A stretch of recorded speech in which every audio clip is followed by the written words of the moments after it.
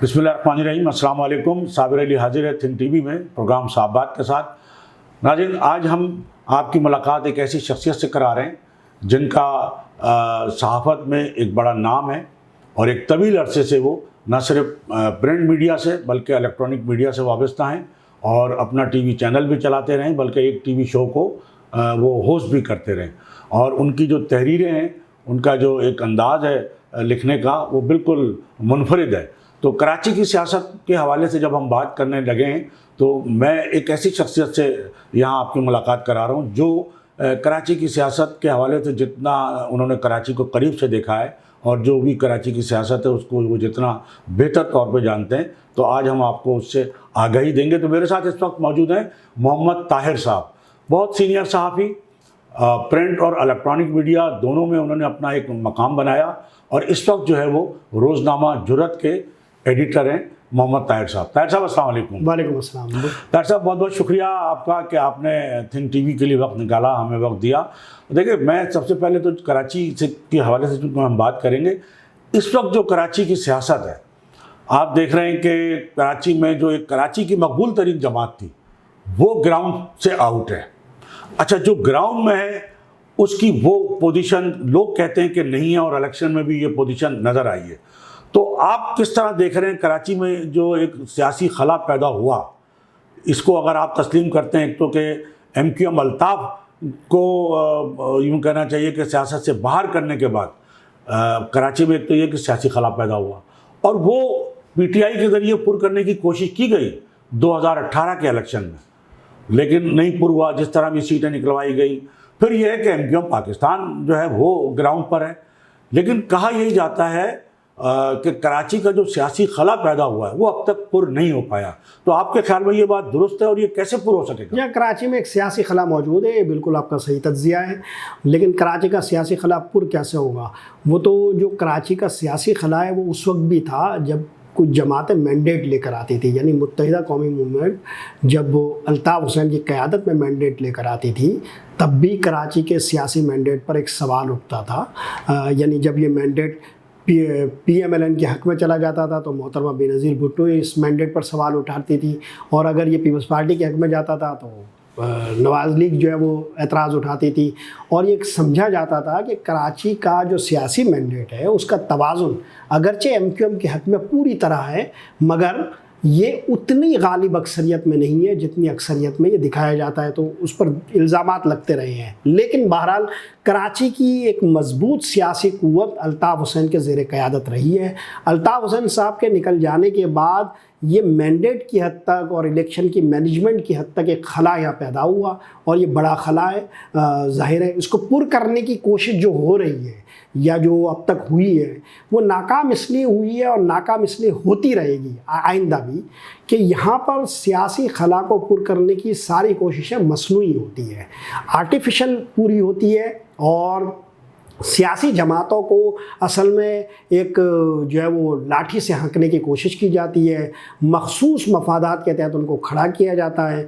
सियासी जमातों को अपने हकीकी ग्राउंड से उठने नहीं दिया जाता। जिस तरह के बल्दियाती इलेक्शन से ये निकले हैं, जिस तरह एक सियासी कल्चर पैदा हो, जिस तरह एक सियासी वर्कर पैदा होता है, और सियासी वर्कर जिस तरह सियासी क़यादत का एक सफ़र तय करता है, जब आप क़यादतें मुसल्लत करेंगे, कुछ मखसूस लोगों के इकट्ठ को एक सियासी जमात का नाम देंगे और उनके ज़रिए कुछ सीटों को मैनेज करके उनकी एक असबियत पैदा करने की कोशिश करेंगे, पॉलिटिकल असबियत, तो ये सफ़र कोई ज़्यादा लंबा नहीं हो सकेगा। ये एक अशरे में, 2 अशरों में, चंद सालों में ये ख़त्म हो जाएगा, अपनी मौत आप मर जाएगा। तो कराची का ये जो सियासी खला आप इस वक्त देख रहे हैं, आपको जो नज़र आया कि PTI के ज़रिए पुर करने की कोशिश की गई और अब फिर किसी तरीके से पुर करने की कोशिश की जा रही है, मेरा ख्याल है ये तजुर्बात सब नाकाम होंगे। तो कैसे ये आप कैसे समझते हैं कि सियासी खला जो है वो उसके लिए क्या करना चाहिए? जो ज़ाहिर है हमारे जो मुख्तलिफ इदारे हैं वो ना चाहते हुए भी मुदाखलत तो करते हैं, तो मुदाखलत तो रहती है। तो अब अगर वो कराची की बेहतरी के लिए आप समझते हैं कि कोई ऐसा लाएअमल क्या होना चाहिए? देखिए, बुनियादी मसला साबिर साहब ये है, जो हम ज़्यादा तफसील से इस पर बात नहीं कर सकते। कराची को असल में कुछ क़ुव्वतों ने अपना दस्तरखान बना लिया है, یہ بنیادی طور پر بہت سارے افسران کے لیے اور بہت سارے لوگوں کے لیے ایک دسترخوان ہے. وہ یہاں آتے ہیں مخصوص سالوں میں اور مخصوص برسوں کے لیے، جتنے برسوں کے لیے یہاں ان کی تعیناتیاں ہوتی ہیں، ان تعیناتیوں کے دوران یہ کراچی کے ساتھ جو کھلواڑ کرتے ہیں اور جو مطلب اپنے معاشی مفادات سمیٹتے ہیں، اس بنیاد پر وہ یہ چاہتے ہیں کہ یہاں جو سیاسی فارمولے بنے وہ ان کے معاشی مفادات کا تحفظ دینے والے ہوں. چنانچہ یہاں پر کوئی بھی سیاسی جماعت اپنے قدموں پر کھڑے نہیں ہونے دی جاتی. یہ پچھلی 3 دہائیوں سے اس کا مشاہدہ کرتے ہوئے آئے ہیں اور بدقسمتی سے اب یہ پچھلے 10 برسوں میں اور 12 برسوں میں معاملہ یہ ہو گیا ہے کہ کبھی اسٹیبلشمنٹ پر براہ راست الزامات نہیں لگتے تھے. ایسا کبھی نہیں ہوتا تھا کہ کراچی میں جو بدعنوانیاں ہو رہی ہو، کراچی میں جو بدنظمیاں ہو رہی ہو، کراچی میں کوئی ہڑبونگ مچی ہوئی ہو تو اس کی ذمہ داری اسٹیبلشمنٹ پر عائد ہوتی ہو. مگر ہم پہلی دفعہ یہاں پیپلز پارٹی کی اگر آپ نجی محفلوں میں آتے جاتے ہیں اور آپ سے زیادہ انٹریکشن صابر صاحب کسی کا نہیں ہے، تو آپ دیکھیں کہ اب وہ اپنی نجی محفلوں میں یہ بتاتے ہیں کہ ہم جو ہے وہ پیسوں کا ایک فارمولہ شیئر کرتے ہیں مختلف لوگوں کے ساتھ. کھلے عام یہ گفتگو ہو رہی ہے یہاں پر. آپ کو معلوم ہے یہ ایک پٹا سسٹم ہے، اس پٹا سسٹم کے ساتھ جو ہے وہ 60-70 کروڑ روپے کی ماہانہ جو ہے وہ ایک مطلب بلیک منی جمع کی جاتی ہے اور جو ہے وہ کراچی کی زمینوں کو کس طرح یہاں کھدیرا جاتا ہے اور کس طرح یہاں پر قبضے ہوتے ہیں، کس طرح یہاں لوگوں کو جائز مالکوں کو کراچی کی زمینوں سے محروم کیا جاتا ہے. ریونیو کا ایک الگ دھندا ہے، یہاں کی مختلف صوبائی وزارتوں کے کھیل کیا ہے. تو بنیادی طور پر یہ جو پیسوں کا کھیل ہے اس میں اب شیئر ہولڈرز بن گئے ہیں اور یہ جو شیئر ہولڈرز ہیں یہ چاہتے ہیں کہ کراچی کا یہ دسترخوان یوں ہی سجا رہے ہیں اور یہ اس کا نتیجہ یہ نکلا ہے کہ کراچی بالکل ٹوٹ پھوٹ گیا ہے. کراچی جو اعصابی طور پر شکستہ ہو گیا ہے اور لوگوں کا جو ملک پر اعتماد ہے وہ بہت متزلزل ہو گیا ہے. تو کراچی کو ایک حقیقی سیاسی نمائندگی کی ضرورت ہے اور یہ سیاسی نمائندگی کسی افسر کی ڈراز سے نکلی ہوئی فائل سے بننے والی جماعت نہ ہو، بلکہ یہ عوامی سطح پر نمائندگی کرنے والی جماعت ہو، عوامی سطح سے ابھرنے والی جماعت ہو، خواہ وہ مذہبی ہو، سیاسی ہو، کوئی بھی ہو. 1 جماعت ہو، 2 جماعتیں ہوں، 3 جماعتیں ہوں، 4 جماعتیں ہوں، کوئی بھی جماعتیں ہوں، لیکن جتنی بھی وہ جماعتیں ہوں، جو بھی جماعتیں ہوں، وہ خود سے بنی ہوں، کراچی سے اٹھی ہو، کراچی کے شہری علاقوں سے وہ پیدا ہوئی ہو اور ان مسائل کو سمجھتی ہو، اس کا ادراک رکھتی ہو.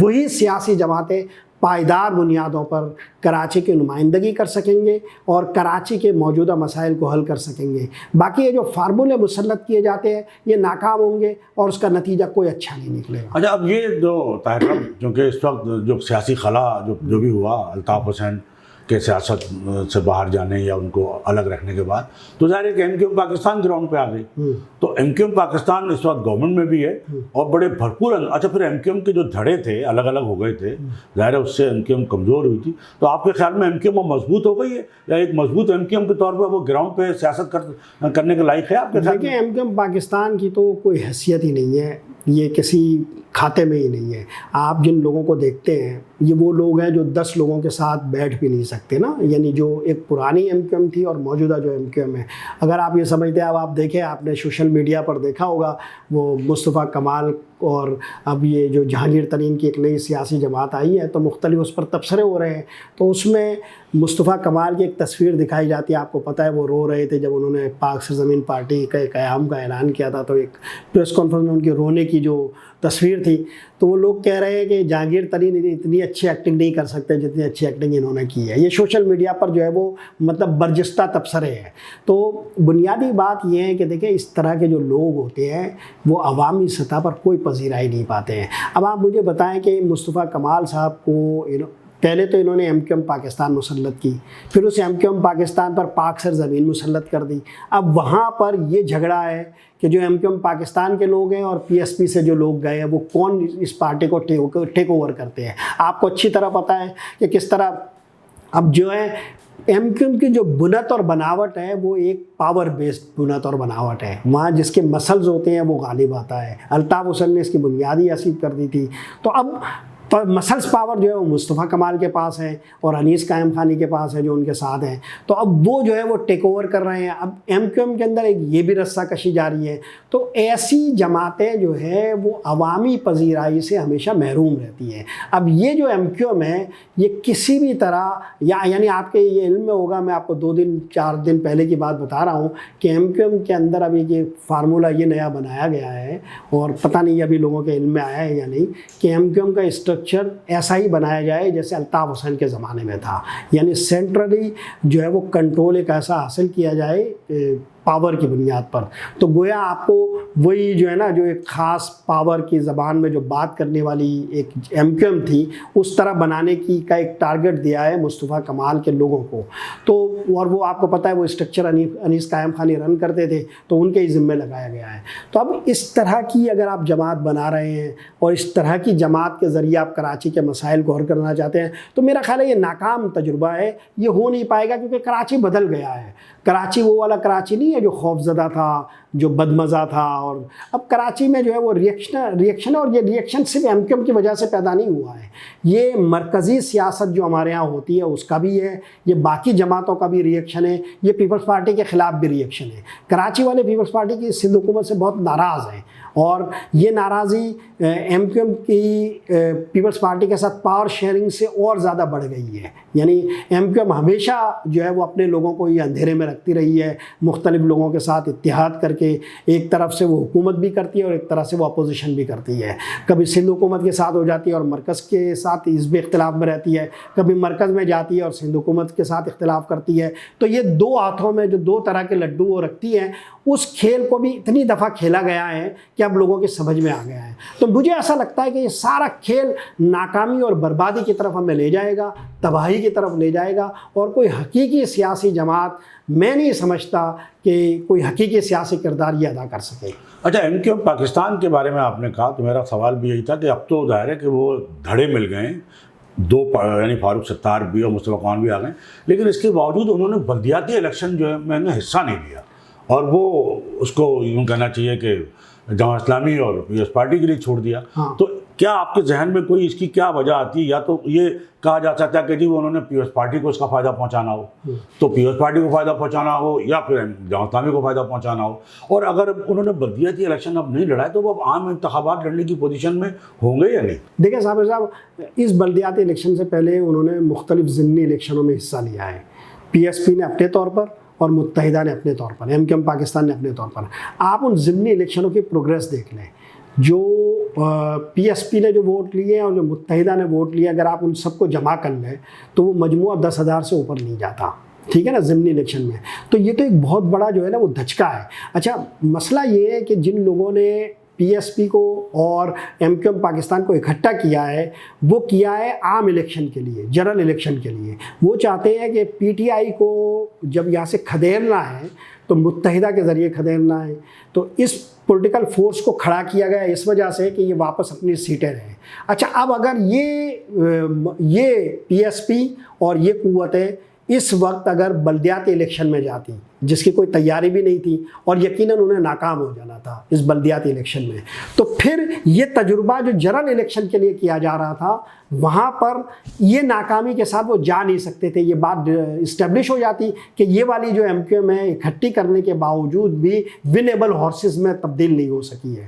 تو چنانچہ یہ ابہام رکھنے کے لیے کہ یہ جنرل الیکشن جیت سکتے ہیں انہوں نے بلدیاتی الیکشن سے نکلنے کا فیصلہ کیا. یہ بہت سمجھداری کے ساتھ جنہوں نے بھی فیصلہ کیا تھا وہ کیا تھا, اور یہ ان کا پہلے سے طے تھا کہ انہیں بلدیاتی الیکشن میں حصہ نہیں لینا.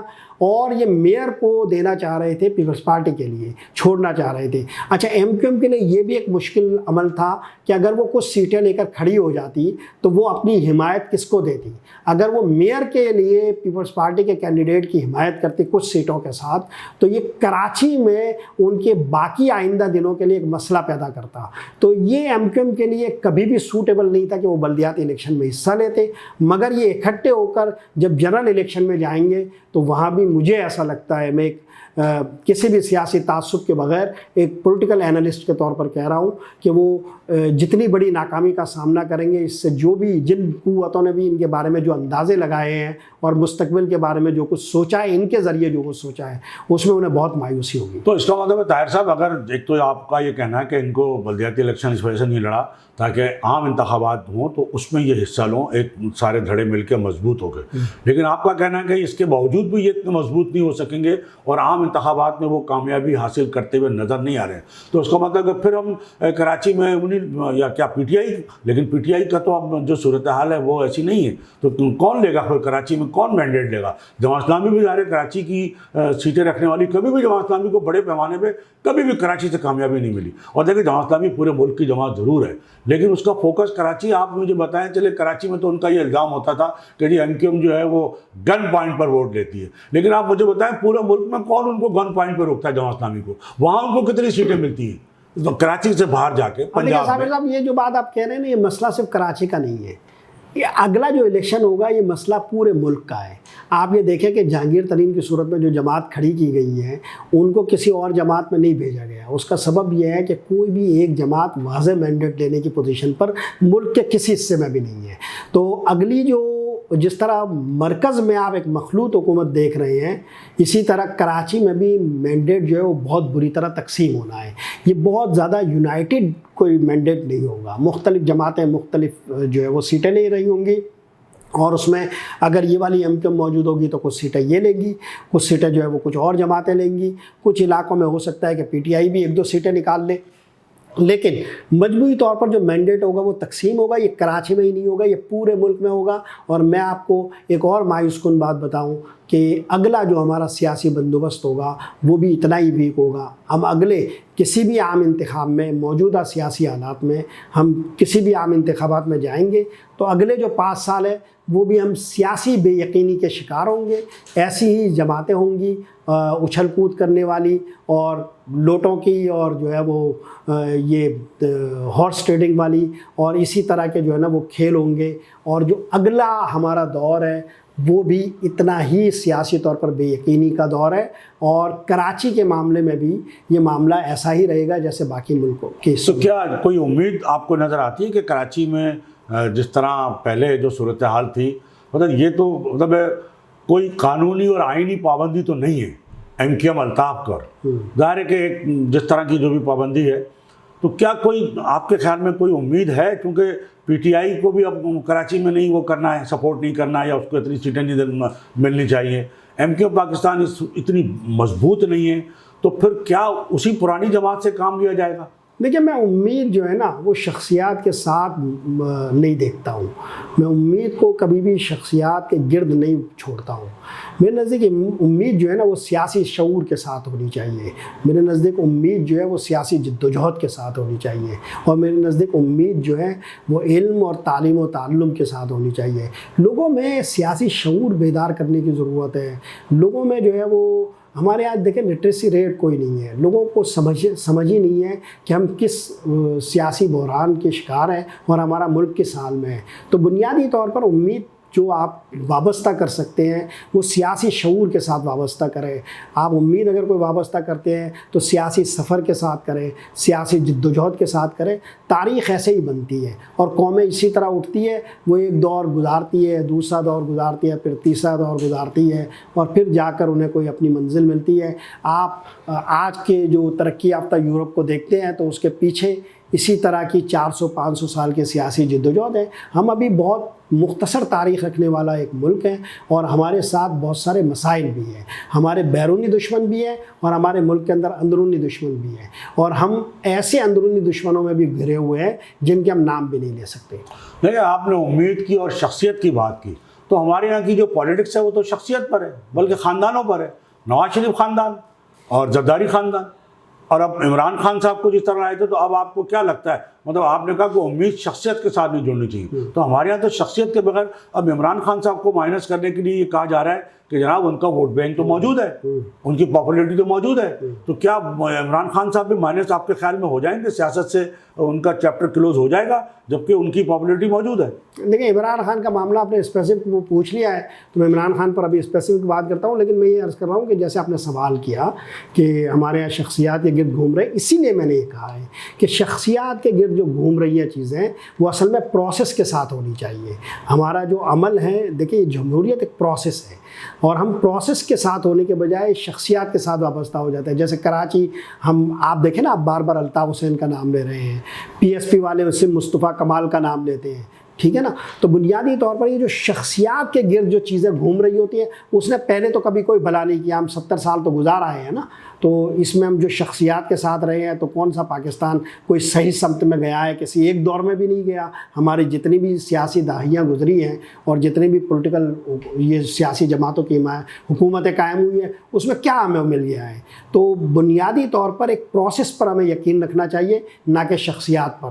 جہاں تک عمران خان کا معاملہ ہے تو میں آپ کو 2 باتیں بتاؤں۔ میں عمران خان کی کامیابی اور ناکامی پر تو کوئی اتنی بات کرنے کی پوزیشن پر نہیں ہوں، لیکن یہ جو کچھ ہو رہا ہے عمران خان کو ختم کرنے کے لیے جو پروسیس ہے اور جس قسم کی کوششیں ہو رہی ہیں وہ ناکام ہوگی، یہ میں یقین رکھتا ہوں۔ عمران خان کامیاب ہو یا نہ ہو، عمران خان کا دور ہی کیا ہے، اب وہ 70 سال کی ایج ہے، ایک ان کی عمر گزر گئی ہے۔ آپ 4-5 سال انہیں اگر سیاسی پروسیس سے باہر کر دیں گے تو وہ 75 سال کے ہو جائیں گے۔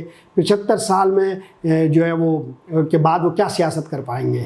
اور اگر آپ کو عمران خان کے بارے میں معلوم ہو تو پچھلے الیکشن میں وہ کہتے تھے کہ اگر میں الیکشن ہار گیا تو میں شاید سیاست کو یہ خیر بات کہہ دوں، کیونکہ پھر میرے پاس ایج ہی نہیں ہے اور میرے پاس وقت ہی نہیں ہوگا۔ تو 75 سال اگر آپ 5 سال گزار لیں عمران خان کے بغیر تو عمران خان کوئی نیا یہاں پر ہوگا، عمران خان نہیں ہوگا۔ لیکن یہ جو عمران خان کو گرانے اور لٹانے کی جو کوششیں ہو رہی ہیں، یہ کوششیں اور یہ عمل یہ کبھی تاریخ میں سرخرو نہیں ہوگا، یہ کبھی تاریخ میں اچھے لفظوں میں یہ اس کو ہم سیاسی انجینئرنگ جس کو ہم کہتے ہیں، جی تو یہ عمل تو جس سے کہا گیا کہ ہم نہیں کر رہے ہیں وہ تو کر رہے ہیں، وہ تو جاری ہے۔ تو 75 سالوں سے جو سیاسی انجینئرنگ ہو رہی ہے اور جس طرح شخصیات کو آپ دیکھنا، ہمارے یہاں کہاں ہے لیڈر، کون لیڈر ہے؟ اگر شخصیات نواز شریف ہے وہ نہیں رہیں گے، ان کی بیٹی آ جائے گی، ان کے بھائی آ گئے ہیں، اسی طرح وہ بھٹو زندہ ہے آج بھی، عجیب صورتحال ہے۔ آپ تو بس اسے ہی کہتے ہیں تو یہ سیاسی انجینئرنگ کے ذریعے سارا کچھ یہ ہو رہا ہے نا، اسے ہی کہا جاتا ہے دائروں کا سفر، کہ ہم گھوم پھر کر پھر وہی جو ہے نا وہیں کے وہیں آ جاتے ہیں، ملک اسی طرح سیاسی انجینئرنگ کے ذریعے چلتا رہے گا۔ ہاں، وہی سوال ہوتے ہیں، وہی جواب ہوتے ہیں، ہم گھوم پھر کر اسے ہی کہتے ہیں جو ہے وہ دائروں کا۔ ہم ایک سوال آخری کر لیتے تو ہم طاہر صاحب، ایک سوال جو اس وقت بڑا اہم سوال ہے، میئر کراچی کا سوال ہے، اور میئر کراچی کا الیکشن ظاہر ہے کہ بالکل ہونے والا ہے، اور اس میں پیپلز پارٹی کا یہ دعویٰ ہے کہ اس کے پاس نمبر زیادہ ہیں، جماعت اسلامی کا یہ دعویٰ ہے کہ اس کے نمبر اس سے بھی زیادہ ہیں، جبکہ جو اصل صورتحال ہے وہ یہ ہے کہ پیپلز پارٹی نمبر 1 پہ ہے، جماعت اسلامی نمبر 2 پہ ہے، اور پی ٹی آئی نمبر 3 پہ ہے۔ اب جماعت اسلامی یہ کہہ رہی ہے، اصل صورتحال یہ نہیں ہے، جماعت اسلامی یہ کہہ رہی ہے کہ اس کے پاس ایک تران ہے، وہ پی ٹی آئی کے ووٹ اپنے میں کیسے گن رہی ہے؟ صابر صاحب، اصل صورتحال یہ ہے کہ پی ٹی آئی نے جماعت اسلامی کی حمایت کا اعلان کیا ہے، تو پی ٹی آئی اور جماعت اسلامی کے جو نمبرز ہیں وہ مل کر وہ انہیں نمبر 1 بناتے ہیں، اور پیپلز پارٹی کی ابھی تک کسی نے حمایت نہیں کی ہے، نہ پی ٹی آئی نے حمایت کی ہے۔ اب جو پیپلز پارٹی اعلان کر رہی ہے کہ ہمارے ووٹ زیادہ ہیں، تو وہ دراصل یہ کہہ رہے ہیں کہ ہم ہارس ٹریڈنگ کے ذریعے اتنے نمبرز حاصل کر چکے ہیں، ہم وہ پٹا سسٹم کے ذریعے جو پیسہ رکھتے ہیں، وہ ہمارے پاس جو ایک سسٹم کو کنٹرول کرنے کے لیے جو بے پناہ پاور کی ہے، جو سندھ حکومت ہے، اس کے ذریعے جو ہم کنٹرول رکھتے ہیں، اس کے ذریعے ایک بات آپ کو میری بات ختم کرنے میں، وہ پاورز کے ذریعے جو ہم نمبرز کا پورے کر سکتے ہیں وہ ہم نے پورے کر لیے۔ تو اگر آپ یہ کہیں کہ کیا یہ بات آپ یقین رکھتے ہیں کہ پیپلز پارٹی نے کر لیے ہوں گے، تو ہاں، پاکستان میں جیسے سیاست ہیں، پاکستان میں جس طرح پیسہ چلتا ہے، پاکستان میں جیسے خوف بکتا ہے، پاکستان میں جیسے دھاندلی ہوتی ہے، اس بنیاد پر میں اس بات پر یقین رکھتا ہوں کہ اگر پیپلز پارٹی یہ کر سکے گی تو کر سکتی، اور کر سکے گی تو ضرور کرے گی، اور وہ کرنے کے قابل ہوگی تو کر پائے گی۔ پی ٹی آئی کے جو کچھ یونیورسٹی چیئرمین سے میری ذاتی بات ہوئی ہے، میں کچھ لوگوں کو جانتا ہوں، تو مجھے انہوں نے یہ بتایا کہ وہ بہت زیادہ خوفزدہ ہیں، انہیں جو ہے وہ پہلے پیسوں کی پیشکش ہوئی ہے، یعنی ایک یو سی چیئرمین کو 50-50 لاکھ کی پیشکشیں ہوئی ہے۔ 3 یو سی چیئرمینس کو تو میں جانتا ہوں جن کو جنہوں نے انکار کیا تو یہ 50 لاکھ کے فگرز بڑھ گئے، ٹھیک ہے نا. تو میں ذاتی معلومات کی بنیاد پر کہہ رہا ہوں کہ ان کو پھر جب وہ نہیں مانے تو ان کو جو ہے وہ مقدمات کا خوف دلایا گیا اور کہا گیا کہ یہ جو 9 مئی کے واقعات ہوئے ہیں اس میں آپ بھی جو ہے وہ ملوث ہو سکتے ہیں اور آپ کے ساتھ بھی مسئلے ہو سکتے ہیں. اس کے بعد وہ لوگ میرے رابطے میں نہیں ہیں.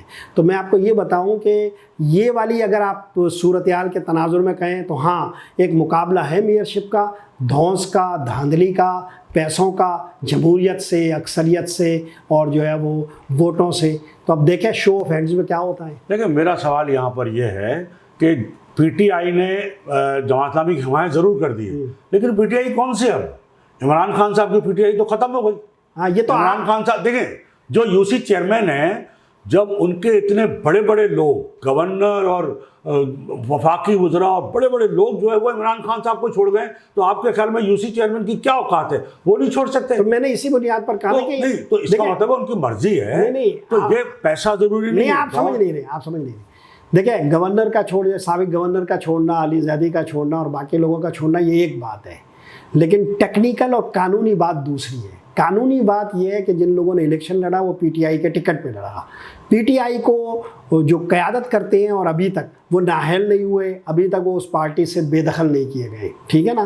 تو ابھی بھی ٹیکنیکلی طور پر جو پی ٹی آئی کے سربراہ وہ عمران خان ہیں. عمران خان حمایت کا اعلان کر چکے ہیں. لیکن آپ کے خیال میں وہ عمران خان کے کہنے پر ووٹ دے سکیں گے؟ یہی ایک بات ہے نا جس پر میں نے مانیں گے ان حالات میں وہ اپنے چیئرمین کی بات؟ آپ کے اسی جو اندیشے کی بنیاد پر ہی تو میں نے کہا کہ یہ ایک مقابلہ ہے. اور جہاں تک آپ دیکھیں پیسے کی بات کر رہے ہیں تو ہمیں 75 سال کے اندر پیسہ چلتا رہا ہے، سینٹ کے الیکشن میں، ہر الیکشن میں.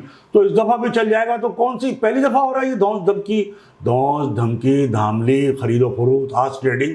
کیا پہلی دفعہ ہو رہی ہے جس پہ اتنا شور مچایا جا رہا ہے؟ 75 سالوں سے یہ کام ہو رہا ہے. جتنی حکومتیں جب آپ یہ کہہ رہے ہیں کہ چونکہ 75 سالوں سے ہونا چاہیے ہو رہی ہے تو اب بھی ہوگی، آپ شور نہیں مچانا چاہیے. اس پہ اتنا اعتراض کیوں ہے؟ مطلب اعتراض نہیں کرنا چاہیے. بالکل اس پہ یہ بات دیکھیں اس لیے کہ جب ہم پورے ملک میں ہم یہ دیکھتے رہیں کہ آج تک جتنی بھی اسمبلی بنی ہے، جتنی بھی سینٹ بنے، جتنی بھی حکومتیں بنی ہیں، ان میں دھونس دھمکی اور سیاسی انجینئرنگ کا عمل جاری رہا ہے. تو اب مطلب ہے اس کو کوئی انوکھا کام تو نہیں ہو رہا. تو مطلب 70 سال تک پیپلز پارٹی کو یہی کرنے دیا جائے؟ پیپلز پارٹی کو نہیں، سبھی لوگ کر رہے ہیں. ہاں تو سبھی کو کرنے دیا. ہاں مطلب اس کو ہم برا تو سمجھے نا، اس پر ہم اس برا تو جب ہم ایک اعتراض تو اٹھائے نا. دیکھیں برا تو جب ہم سمجھیں گے جب وہ یو سی چیئرمین جو جماعت اسلامی کو ووٹ نہ دے وہ آ کے یہ بیان دے کہ جی ہمیں پیسے دیے گئے تھے یا ہمیں روکا گیا تھا. لیکن اگر وہ اپنی مرضی سے جا رہے ہیں، وہ کہتے ہیں جی میں ان حالات میں اپنی مرضی ہے کیا ہوتی ہے؟ آپ مجھے ایک بات بتائیں. آپ مجھے کبھی بھی نہیں ہوتی. آپ مجھے ایک بات بتائیں، اپنی مرضی کوئی ہوتی ہے. ایک قانونی مسئلہ یہ ہے کہ آپ قانونی زبان میں بات کریں کہ پی ٹی آئی نے کس کی حمایت کا اعلان کیا ہے؟ جماعت اسلامی کی. اگر وہ فارورڈ بلاک بنا لیتے ہیں، فارورڈ بلاک بنائے، وہ جو بھی بنائے وہ اب عدالتوں میں جائے گا نا معاملہ. دیکھیں وہ کچھ بھی کریں، لیکن بنیادی طور پر ٹیکنیکل بات یہ ہے کہ ٹیکنیکلی طور پر پی ٹی آئی کی حمایت ہے جماعت اسلامی کے ساتھ. وہ جماعت اسلامی نہیں ہوتی، وہ ایم کیو ایم ہوتی، پی ٹی آئی ہوتی، اور P T I M Q M کی حمایت کرتی. تو میرا آرگومنٹ یہی تھا.